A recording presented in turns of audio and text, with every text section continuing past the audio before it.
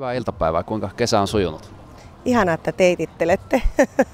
En mä nyt niin vanha vielä ole.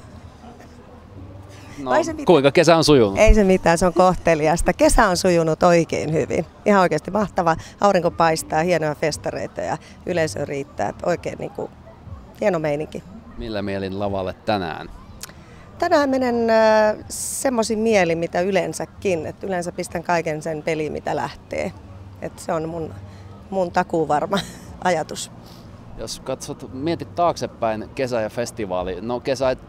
tai festivaalimuistoja, niin millaisia juttuja nousee mieleen? Onko jotain ehdottomia kohokohtia? Niitä on paljon. Mä oon ollut aika paljonkin festareilla. Provinssirokissa ainakin on ollut. Mä en itse asiassa, oli hassu juttu, että mä en muistanut, että onko mä ollut Ruisrockissa, niin sitten joku viisaampi sanoi, että en ole ollut. Et nyt mä oon siitä ekaa kertaa. No, miltä vaikuttaa tällä hetkellä?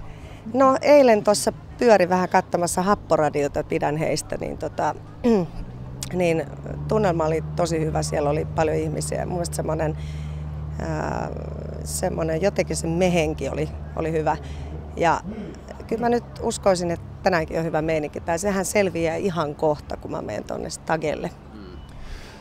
Vielä viimeiseksi, miltä syksy näyttää? Millaisia suunnitelmia on loppuvuodelle? No mulla on aika paljon suunnitelmia, toivottavasti on liikaa. Että mulla on paljon keikkoja, oikeastaan lomaa ei ole ollenkaan. Että on festaria ja aika paljon kaikkia TV-juttuja ja tämmöisiä. Että musta ei pääse niin helpolla eroon. Että näin se vaan nyt on. Kiitoksia, oikein hyvää keikkaa täällä. Kiitoksia. Nähdään.